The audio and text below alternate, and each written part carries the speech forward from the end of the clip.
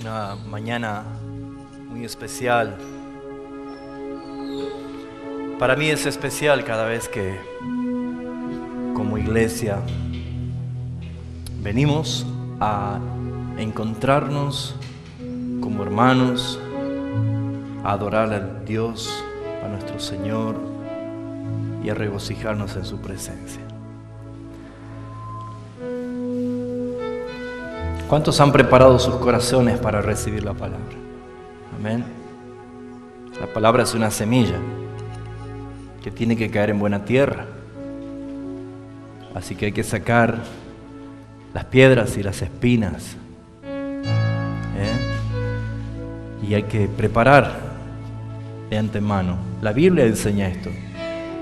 Dios le dijo a Moisés, 3 días antes prepara al pueblo para que yo me manifieste y les haga oír mis palabras, dice.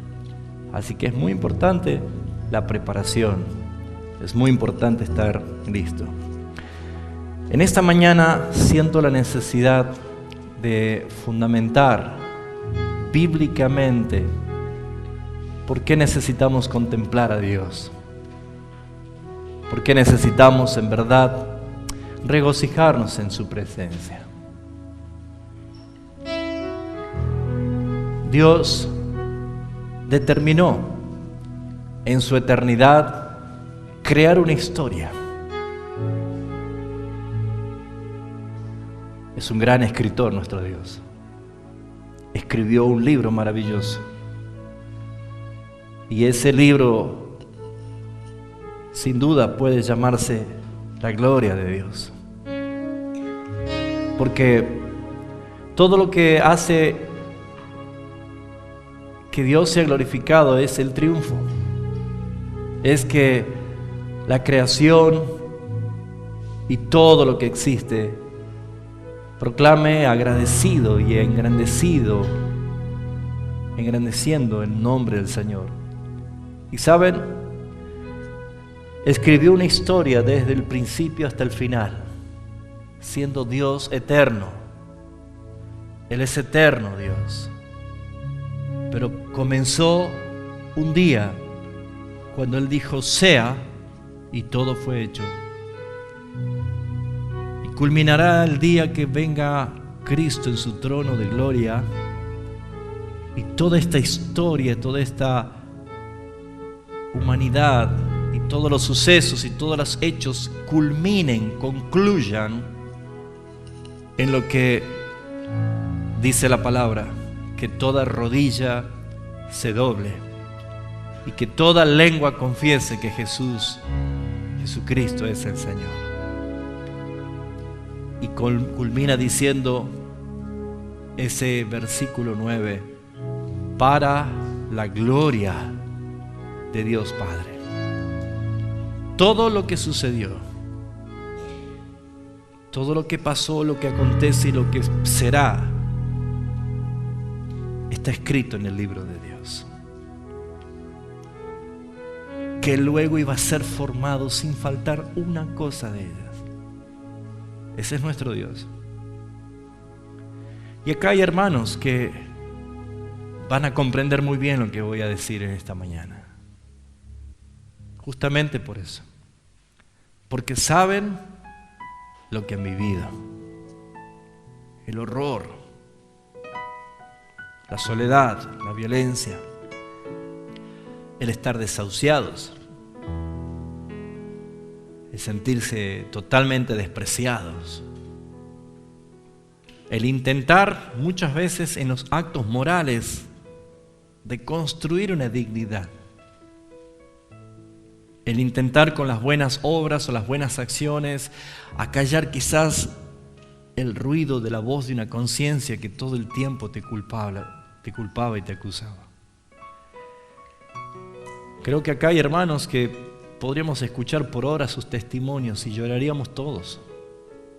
Yo tengo el gusto de haber hablado con muchos de los que están acá y haber escuchado sus testimonios. Y haber escuchado en verdad que en algún momento de su vida habrían preferido la muerte. Pero ¿cómo es que llegaron? Porque llegaron. Llegar a Cristo es llegar a la meta. ¿Cómo sobrevivimos? ¿Cómo llegamos si no teníamos fuerzas? ¿Cómo llegamos si no teníamos esperanza? No teníamos Dios en este mundo. Y hoy los que están aquí, y en verdad se dan cuenta que llegaron, porque eres amado por el Padre, porque eres adoptado como hijo suyo, porque te dio su herencia, porque te dio su nombre, porque te cobijó en su familia, en su hogar, porque te cuida, porque te defiende, te da su providencia diaria. ¿Cómo no decir que llegaste? Lo único que esperamos es el abrazo con nuestro Señor. Yo quiero abrazarlo a Él. Yo sé que Él me va a dejar que lo abrace. Yo sé que Él va a permitir, porque Él es la imagen visible del Dios invisible. Mi Señor, el que murió en la cruz, me va a dejar que lo abrace y que le dé gracias y que me goce postrado a sus pies por lo que Él hizo por mí. Y yo sé que hay muchos en esta mañana que van a querer escuchar esta bonita historia. La historia de la redención, la historia de la glorificación, la historia más hermosa. Porque saben, la estrella se la ve bonita mientras el sol está ausente, pero cuando la luz del sol aparece, la estrella no se va, solamente que esta luz tan grande, gloriosa, opaca lo demás, desaparece lo demás. Y pretendo en el nombre del Señor Jesús, si así Dios quiere usar mi vida para llegar este mensaje a vos, que esas pocas estrellas de ídolos o de esperanzas o de sueños, o esas pocas estrellas de satisfacciones terrenales, se disuelvan ante la majestad y la gloria de Jesucristo. Cuando lo ves a Él, cuando te enamoras de Él, cuando en verdad abrazas en tu corazón la maravilla de su hermosura, no hay nada más importante. Y esta mañana quiero hablarte de la historia más maravillosa que está en el libro de Dios. Vamos a ir a Efesios capítulo 1 y vamos a ver que el pensamiento clave de este capítulo 1 es justamente las bendiciones que tenemos todos los creyentes en Cristo Jesús al haber sido salvados por el Señor. ¿Cuántos de los que están aquí reconocen: Dios me salvó? Ese Dios en tres personas. Ese Dios que es Padre, ese Dios que es Hijo, ese Dios que es Espíritu Santo. El versículo 3 dice: bendito sea el Dios y el Padre, bendito sea el Dios y el Padre de nuestro Señor Jesucristo, que nos bendijo con toda bendición espiritual en los lugares celestiales en Cristo, según nos escogió en Él antes de la fundación del mundo, para que fuésemos santos y sin manchas delante de Él. Lo primero que quiero resaltar en esta mañana es la bendición del Padre, la obra de nuestro Padre Celestial para salvarte. Versículo 3 dice que Él nos escogió. Un acto soberano del Padre, un acto de gran autoridad, gran señorío. Nos escogió antes de la fundación del mundo, sin hacer ni siquiera un intento de alguna obra como para decir que hicimos méritos para salvarnos. Él te salvó porque Él te escogió antes. Carlos Spurgeon decía: gracias a Dios que me escogió antes de que naciera, porque si hubiera escogido después, seguro que no me elegía. Gracias, ¿o no? Gracias, porque me escogió antes. Este acto maravilloso de esa doctrina de la elección soberana demuestra que nosotros solamente somos el resultado de la aplicación de un amor redentivo, de un amor lleno de misericordia al haberte escogido antes de la fundación del mundo.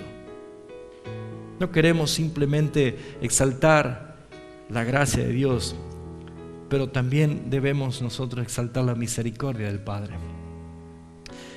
Él nos escogió para Él y no nosotros le escogimos a Dios para nosotros. Es Él el que nos escogió. Y por esa razón nosotros tenemos que saber que fuimos escogidos en Cristo. Y esa expresión de la historia es que Dios desde antes de la fundación del mundo dijo: voy a salvar a un pueblo. Y de todos los miles de millones de habitantes que han existido y existen, Dios desde antes de la fundación del mundo dijo: voy a escogerte. Te escogió para salvación y te puso en Cristo. En Cristo. Por eso somos hechos nuevas criaturas en Cristo Jesús. Si podemos observar 1 Corintios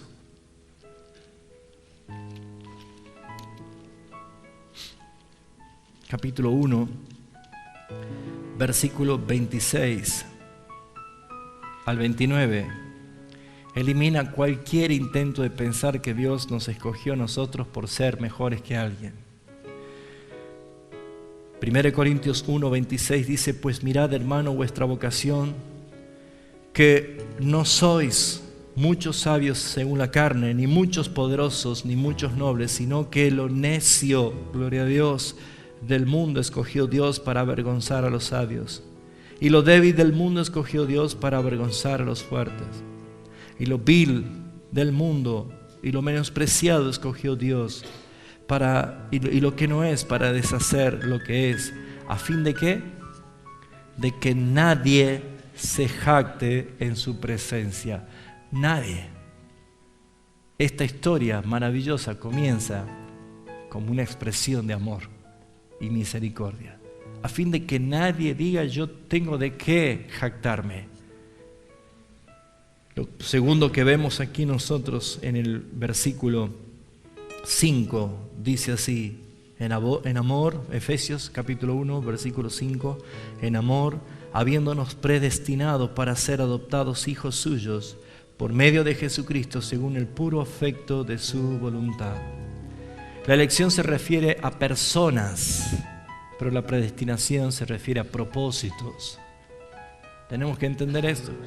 Dios elige personas, pero una vez que elige, predestina. Y esa predestinación son los propósitos. Es lo que sucede. Es el destino marcado previamente por el Señor de cada acto hasta que llegamos al encuentro con Él. Por eso es que las realidades de muchos hermanos que pueden haber sufrido el abandono de sus padres o la ausencia de sus padres, o tener que ver cómo su niñez iba desapareciendo, arrancada por la situación, por la violencia, por la falta de amor, por la falta de economía. Hay un texto que dice: en verdad, aunque tu padre y tu madre te abandonen, no importa, no importa. Es Dios, el mismo Señor, el mismo Padre, el que te recogió, el que te adoptó. Y la palabra adoptar no es tan solo prohijar, sino que es la proclamación legal del Padre de declararte un hijo maduro, un hijo mayor, un hijo que tiene el derecho legal a utilizar todas las bendiciones que está en su casa. En Cristo Él nos hizo hijos suyos, porque según el amor que Él tuvo, nos predestinó. Así que, hermanos, cada cosa que usted siente que ha vivido en su vida, situaciones difíciles, todavía hay muchos hermanos el día de hoy que pueden preguntarse: ¿por qué, Señor, esta enfermedad? ¿Por qué este dolor? Hay hermanos que pueden estar luchando con enfermedades terminales y pueden decir: Señor, ¿por qué? Y la respuesta es una. Hermanos, la Escritura, dice el apóstol Pedro: no te sorprendas del fuego de la prueba que te acontece, sino gózate. Porque después que haya pasado este momento, este tiempo de prueba, es el mismo Dios el que te afirma, el que te establece. Es el mismo Dios el que te fortalece. Por eso termina diciendo Pedro: a Él sea la gloria por los siglos de los siglos. Todo lo que nosotros vivimos desde que nacemos hasta que morimos es temporal comparado a lo eterno, ¿o no? Por lo tanto, si una vida parecía ser un calvario desde el principio hasta el final, pero te vas de este mundo, te vas de este siglo malo presente con la gran esperanza, sabiendo de que hay una gloria venidera, sabiendo que hay un estado de perfecta paz y perfecta justicia. No opaques el gozo que te da el Señor de saber esta gran verdad con tus cosas circunstanciales y momentáneas. Aquí sufrirás. Aquí, por causa de Cristo, padecerás. Aquí debes cargar tu cruz. Aquí debes decir: Señor, acepto. Cuando estábamos en aquel tiempo en una mentalidad confusa de la iglesia, se nos había instruido y enseñado, y yo mismo había aprendido, de que teníamos que rechazar las cosas que no queremos y que declarar y proclamar las cosas que queremos. Y eso no es bíblico. Pablo nunca rechazó lo que él tuvo que padecer. Él tuvo que aceptar lo que Dios le dijo: bástate mi gracia. Traducido quiere decir: mi amor es todo lo que necesitas. No necesitas otras cosas. Cuando caemos en la declaración de la palabra positiva, no estamos hablando del evangelio, sino de metafísica. Por lo tanto, desechamos todo esto y hablamos la palabra de Dios. Señor, si a ti te glorifica que mi vida tenga estos padecimientos aquí, porque tú escribiste en tu libro mi vida, gloria a ti, Señor, porque aunque sé que es duro el transitar, es glorioso el final. Es glorioso lo que me espera. Es grandiosa mi herencia. Es lo más precioso que me puede haber tocado, porque fuimos salvados para salvación. Fuimos escogidos para gozo eterno, para deleite en su presencia. Por eso, amados hermanos, la palabra de Dios nos enseña esta verdad. El Padre no tan solo nos escogió, sino también nos adoptó. Pero el versículo 6 dice algo precioso también: para alabanza de su gloria, de la gloria de su gracia, en la cual nos hizo aceptos en el amado. La palabra clave aquí es que fuimos aceptados, hermanos. Fuimos aceptados. Ponte a pensar. Fuimos aceptados. Y compara las veces que fuiste rechazado. Pero ¿quién te rechazó? ¿Y quién es el que te aceptó?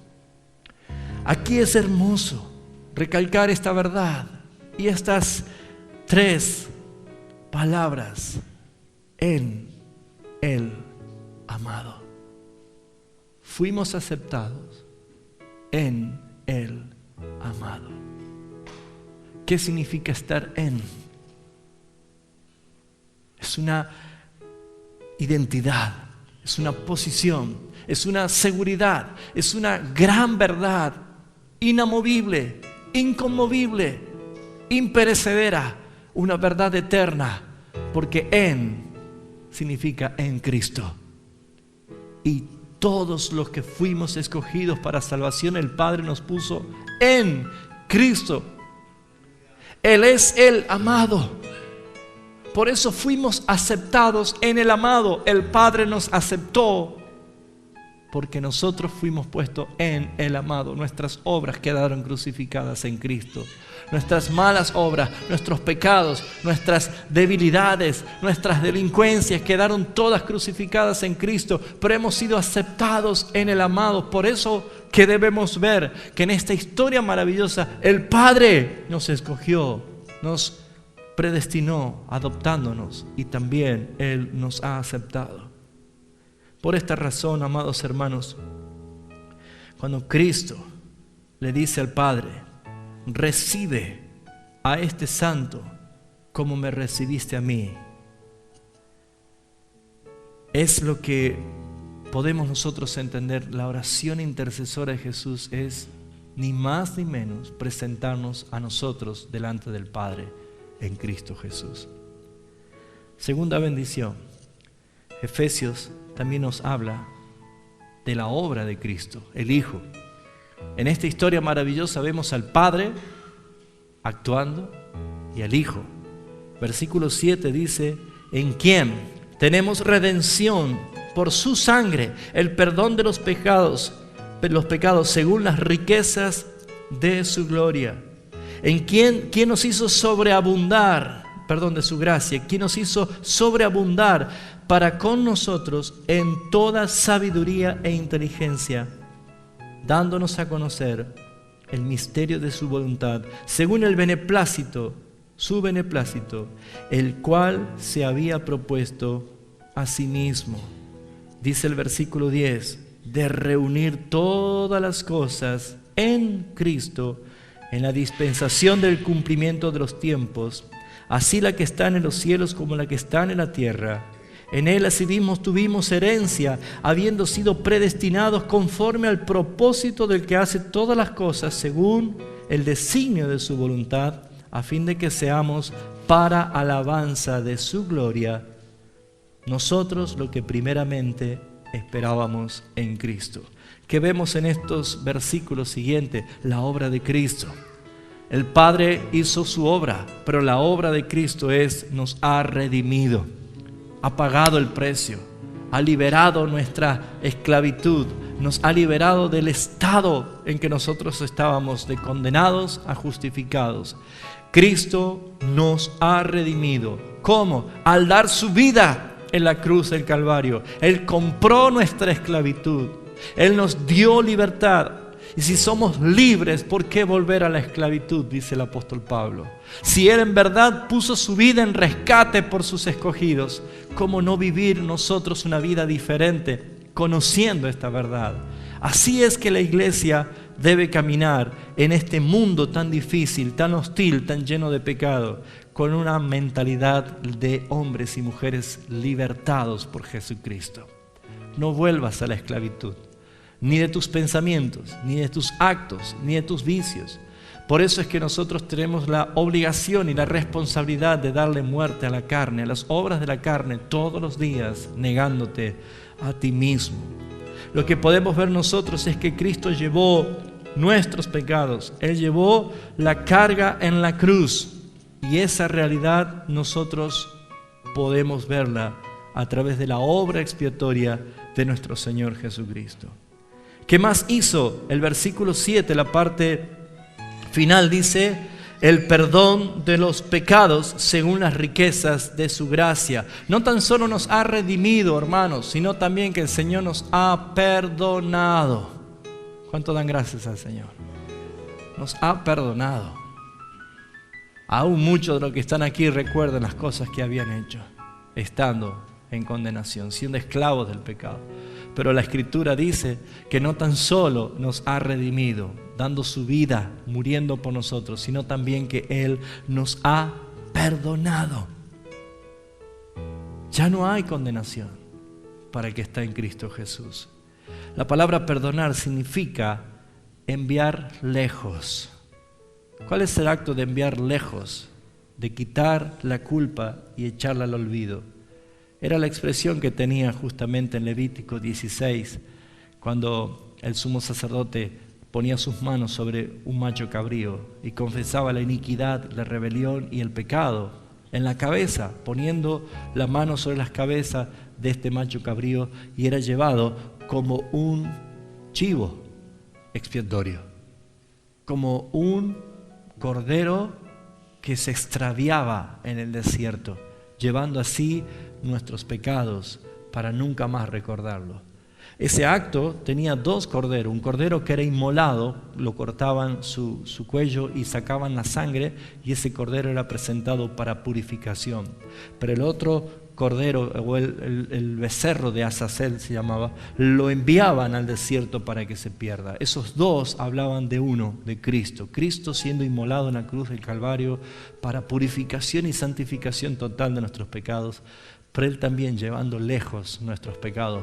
Por eso el Padre nunca más recuerda ni toma en cuenta nuestros pecados pasados. Esa es la gran verdad que tenemos. Por eso que el único que pretende acusarnos con cosas viejas es el diablo, el acusador que ha sido lanzado, que ha sido vencido, cuando Cristo en la cruz del Calvario anuló el acta que nos era contraria. Ya no hay condenación. Esto es lo más grandioso que podemos ver en su victoria. En esta historia maravillosa, no solo nos ha redimido y nos ha perdonado, sino también que nos ha revelado su voluntad. Dice el versículo 8, el misterio, que Él nos ha dado a conocer, el misterio de su voluntad. Y amados hermanos, el misterio de su voluntad. Y uno puede decir, ¿cuál es el misterio de la voluntad que Él nos ha mostrado? Esa revelación por medio del Espíritu de Cristo. Lo que hizo Cristo en nosotros es mostrarnos que Él, siendo Dios, se hizo hombre y vino a morir, a pagar el precio por tu vida, a rescatarte de donde tú estabas. Por eso es que nosotros decimos, estamos empezando a ver con más claridad la obra redentora de Cristo, y la voluntad ha sido hecha con beneplácito, con un gran deseo. No fue obligado el Señor, no hubo una disputa celestial, fue un acto voluntario de placer, de amor, una entrega inmediata. Por eso dice la palabra, ¿quién dará su vida por sus amigos? Solamente hay uno que entregó su vida por ti. Él entregó su vida por ti. No lo tomes en cuenta, en poco, como hacen los demás. Siempre debes tener una gran estima por el Señor que te reveló su verdad, te reveló su voluntad. Un día Dios va a surgir, va a levantar esta iglesia, esa nueva creación, y todas las cosas van a ser para su gloria. Versículos 11 y 12 dice que Él nos ha hecho herencia para Él. Nos ha dado herencia. Dice, en Él asimismo tuvimos herencia, habiendo sido predestinados conforme al propósito del que hace todas las cosas según el beneplácito de su voluntad. Dios no solo que nos ha dado una herencia en Cristo, sino que nos ha hecho herencia para Cristo.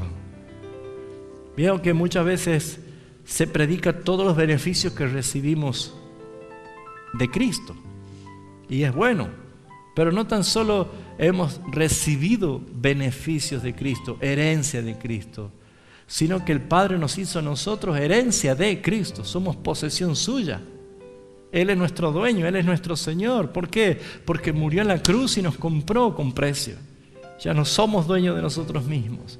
Nuestra vida en el servicio está justamente puesta para que seamos los que actuamos para su gloria, porque somos herencia de Cristo. Si usted me acompaña a 1 de Pedro 1, dice así la palabra. 1 de Pedro capítulo 1, versículo 3 y 4. Bendito el Dios y Padre de nuestro Señor Jesucristo, que según su gran misericordia nos hizo renacer para una esperanza viva, por la resurrección de Jesucristo de los muertos, para una herencia incorruptible, incontaminada, inmarcesible, reservada a los cielos para vosotros.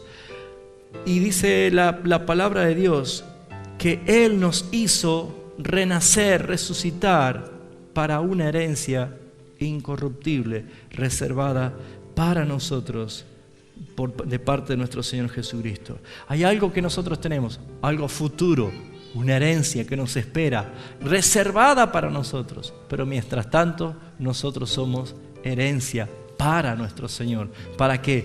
para su servicio, para la manifestación de su gracia, para la expresión de su amor. ¿Cómo lo hacemos? Una de las cosas que en verdad me gusta resaltar y me gusta animar y apoyar a los hermanos es que retomen sus estudios, que sean los mejores que puedan ser, que consagren su vida para el Señor, que trabajando en sus oficios, en sus cosas, lo hagan para el Señor, lo hagan para la gloria suya. ¿Por qué? Porque Dios nos ha redimido para ser herencia de Cristo. Somos nosotros los que tenemos que glorificar al Señor por medio de nuestros actos, por medio de nuestras vidas. Y por esa razón es que debemos nosotros restaurar y redimir también nuestros pensamientos conforme a la cultura. Cambiemos, busquemos ser lo mejor, no nos quedemos en la mediocridad.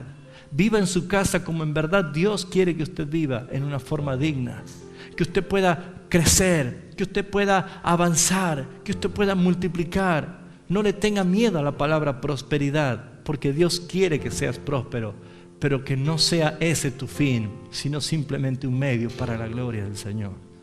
Es diferente. Y por último, la bendición del Espíritu Santo. En Efesios capítulo 1, versículo 13, encontramos aquí que dice lo siguiente: en Él también, vosotros habiendo oído la palabra de verdad, el evangelio de vuestra salvación, y habiendo creído en Él, fuiste sellados con el Espíritu Santo de la promesa, que es las arras de nuestra herencia hasta la redención de la posesión adquirida para alabanza de su gloria. Y dos cosas importantes vemos aquí: el sello del Espíritu Santo. El sello del Espíritu Santo habla de propiedad privada. Somos nosotros escogidos por el Padre, redimidos por Jesucristo y sellados por el Espíritu Santo. No hay nadie quien pueda tocarte porque eres renacido del Señor. Y eso lo dice Juan en su carta. Los que han sido engendrados por Dios, el diablo no los toca. ¿Por qué? Porque tenemos el sello del Espíritu Santo. Porque no existe nada creado que nos separe del amor del Señor. Porque todas las cosas que se manifiestan conforme al propósito de Dios solamente es para su gloria. Entonces es importante poder ver que la obra del Espíritu Santo nos sella, dándonos a nosotros una clara identidad. En este mundo nosotros vemos gente, pero Dios ve dos clases de gente: los sellados por el Señor, los redimidos por el Señor, y aquellos que están reprobados por sus delitos y pecados. Por esa razón nosotros debemos dar gracias al Señor, que el Espíritu Santo también cumple la función en nuestras vidas de ser las arras. ¿Qué quiere decir esto? De ser la garantía, la seguridad, el sello que habla la palabra del Señor. Y el versículo 14 dice que son las arras de nuestra herencia. Nos está dando una garantía, una confianza. Confíen, eres del Señor, eres de Cristo. Nadie te puede arrebatar, aunque vengan inundaciones de pensamientos hostiles diciéndote que no eres hijo de Dios, que te vas a ir al infierno. Todos esos pensamientos, solamente aférrate en la palabra de Dios. La Escritura dice que el Espíritu Santo te selló, y la Escritura dice que es las arras, las garantías, la seguridad de nuestra herencia, hasta que sea puesta en redención, en cumplimiento, la posesión adquirida. ¿Para qué? Para alabanza de su gloria. ¿Saben cómo culmina esta historia? En que nosotros, todos los redimidos, toda la creación que ha sido liberada de la corrupción, todos glorifiquemos al Padre, glorifiquemos a nuestro Dios. ¿Qué debemos hacer? Simplemente gozarnos en el Señor, cuidar nuestra manera de vivir para no ofender a aquel que hizo su vida tan preciosa en obediencia al Padre, para que nosotros seamos liberados. En esta mañana quiero que simplemente medites en eso. ¿Sabes lo que hizo el Señor por ti? Aquí está: el Dios Padre, el Dios Hijo y el Dios Espíritu Santo. En verdad lo escribió para que cuando lo leas te regocijes en Él. No hay nadie que pueda impedir que este amor se manifieste en ti. Por esa razón es que debes darle gracias al Señor y vivir como es digno de su presencia. No vuelvas al pecado, no vuelvas a la esclavitud. Gózate en el Señor. Cierra tus ojos, vamos a orar.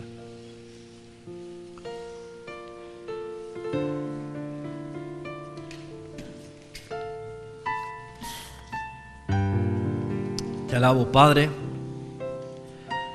por la manifestación de tu amor a través de la historia.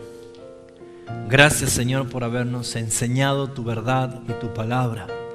Gracias por habernos amado de esta manera. Gracias por habernos direccionado por tu amor eterno, Señor. Te alabo, Padre Celestial, y bendigo en el nombre de Jesús a tu iglesia. Y te doy gracias por la obra santa y poderosa de Cristo en la cruz del Calvario, redimiéndonos. Gracias por lo que hiciste por nuestras vidas.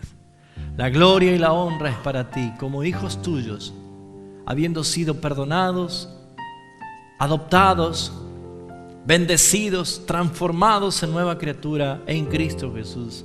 Nosotros te alabamos y te engrandecemos y te glorificamos, nuestro Señor, nuestro Dios, nuestro Redentor. Te alabamos y te bendecimos por los méritos de Jesucristo nuestro Señor. Amén y amén. Gloria a tu nombre.